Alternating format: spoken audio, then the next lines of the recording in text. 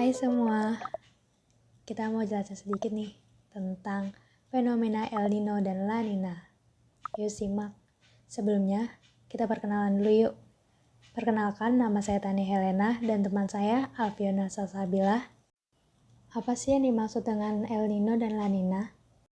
Fenomena El Nino merupakan gejala penyimpangan atau anomali pada suhu permukaan Samudra Pasifik di pantai barat Ekuador dan Peru yang lebih tinggi daripada rata-rata normalnya.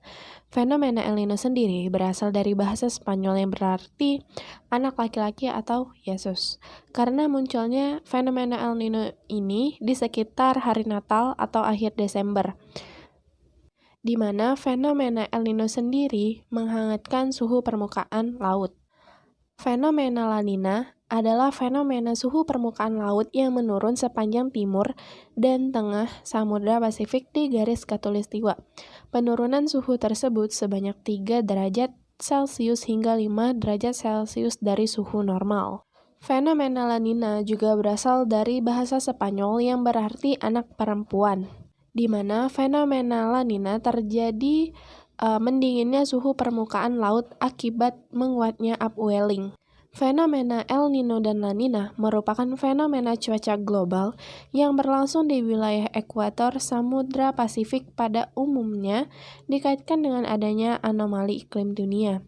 Fenomena El Nino dan La Nina sering disebut dengan ENSO, di mana fenomena cuaca yang terjadi setiap 3-7 tahun dengan intensitas bervariasi. Perbedaan fenomena El Nino dan La Nina, yang pertama yaitu suhu di permukaan, di mana fenomena El Nino lebih hangat dari biasanya, terjadi antara Amerika Selatan dan garis waktu internasional.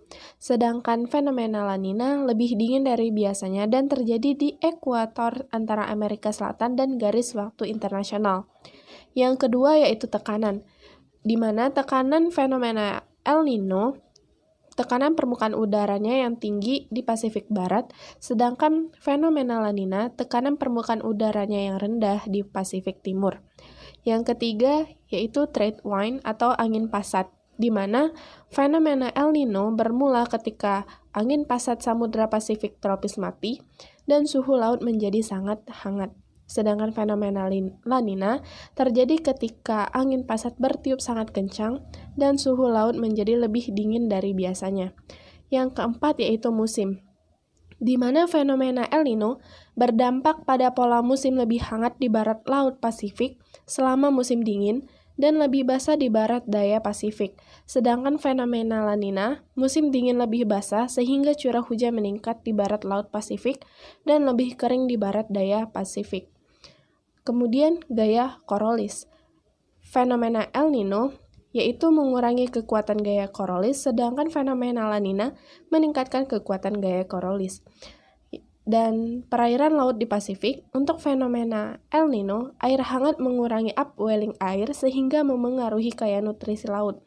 Sedangkan fenomena La Nina, air dingin meningkatkan upwelling perairan laut dingin dalam jumlah kejadian kekeringan sehingga perairan lebih kaya nutrisi. Dan yang terakhir yaitu siklon, di mana fenomena El Nino kecepatan angin rendah, sedangkan fenomena La Nina kecepatan anginnya lebih tinggi.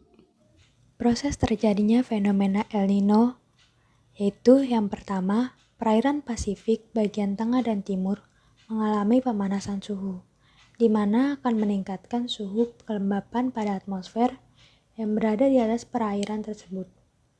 Yang kedua, pembentukan awan. Setelah peristiwa tersebut berlangsung, pada akhirnya mendorong terjadinya pembentukan awan dan akan meningkatkan curah hujan yang berada di kawasan tersebut. Yang ketiga, terhambatnya pertumbuhan awan. Di bagian barat Samudra Pasifik akan mengalami tekanan udara yang meningkat yang menyebabkan terhambatnya pertumbuhan awan di atas lautan. Proses terjadinya fenomena La Nina. Fenomena La Nina menyebabkan curah hujan di sebagian besar wilayah Indonesia bertambah, bahkan berpotensi menyebabkan terjadinya banjir. Peningkatan curah hujan ini sangat tergantung dari intensitas La Nina tersebut. Namun, karena posisi geografis Indonesia yang dikenal sebagai negara benua maritim, maka tidak seluruh wilayah Indonesia dipengaruhi oleh fenomena La Nina. Fenomena El Nino dan La Nina ini merupakan suatu proses yang terjadi secara beriringan.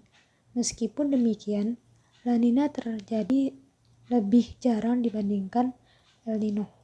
Dampak terjadinya fenomena El Nino dan La Nina pada dunia, di mana kedua fenomena tersebut merupakan anomali iklim global yang semakin sering diperdebatkan akhir-akhir ini, mengingat pengaruhnya yang signifikan terhadap produksi pangan dan komoditas pertanian lainnya. Gejala munculnya fenomena El Nino biasanya dicirikan dengan meningkatnya suhu muka laut di kawasan Pasifik secara berkala dengan selang waktu tertentu dan meningkatnya perbedaan tekanan udara antara Darwin dan Tahiti. Secara meteorologis, kejadian El Nino tersebut dan juga La Nina ditunjukkan oleh Southern Oscillation Index atau SOI dan perubahan suhu permukaan laut di Samudra Pasifik.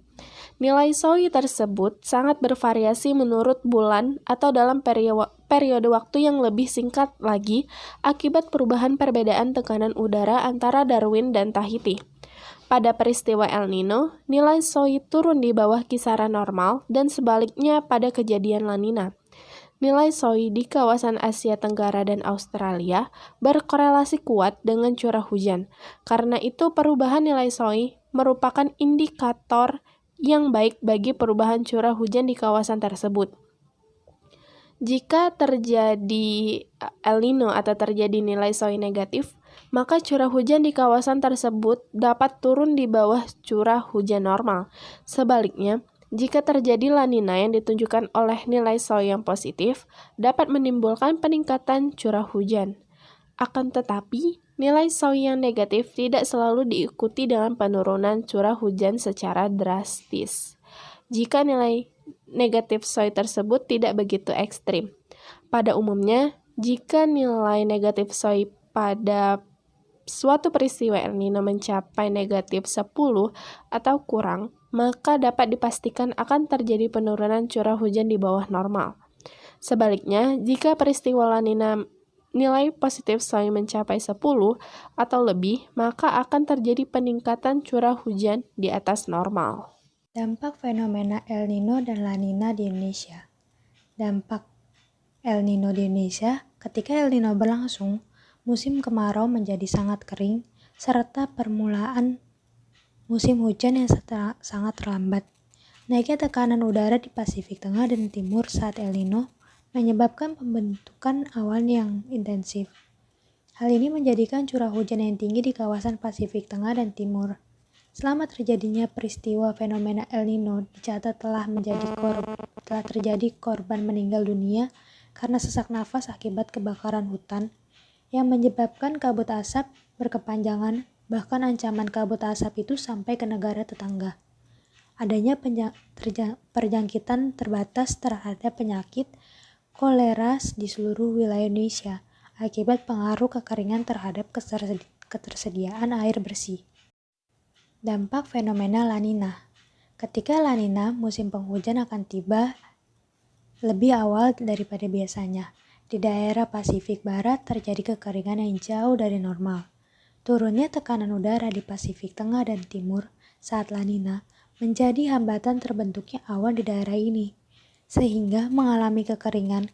Sedangkan sebaliknya, di daerah Pasifik Barat, curah hujan yang tinggi. Hal ini menimbulkan banjir yang parah di Indonesia, meningkatkan suhu permukaan laut yang biasanya dingin di perairan, mengakibatkan perairan yang tadinya subur akan ikan menjadi sebaliknya. Hal ini menyebabkan nelayan kesulitan mendapatkan ikan perairan. Contoh daerah atau lokasi di Indonesia yang terdampak fenomena ini. Contohnya itu di daerah perairan Laut Sumatera Barat, di mana yang pertama kondisi perairan Sumatera Barat pada saat terjadinya fenomena El Nino mengalami penurunan.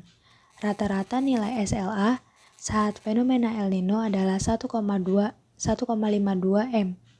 Sebelum terjadinya El Nino, rata-rata nilai permukaan Laut Sumatera Barat 1,59 meter, dan setelah El Nino adalah 1,63 meter. Yang kedua, kondisi perairan Sumatera Barat pada saat terjadinya fenomena La Nina mengalami kenaikan rata-rata nilai SLA pada saat fenomena La Nina adalah 165 meter. Sebelum terjadinya La Nina, rata-rata nilai permukaan laut Sumatera Barat 1,75 meter dan setelah La Nina adalah 1,61 meter. Yang ketiga, pengaruh ENSO terhadap perairan Sumatera Barat dapat dilihat dari nilai korelasi antara dua data. Nilai korelasi yang didapat berdasarkan data multi satelit altimetri dan indeks Nino 3.4 selama 20 tahun yaitu min 0,32. Hal ini menunjukkan hubungan yang terbentuk antara kedua data adalah berkebalikan, artinya semakin tinggi nilai indeks, maka semakin rendah nilai SLA. Sekian penjelasan dari kami. Kurang lebihnya mohon maaf. Terima kasih. Sampai berjumpa kembali.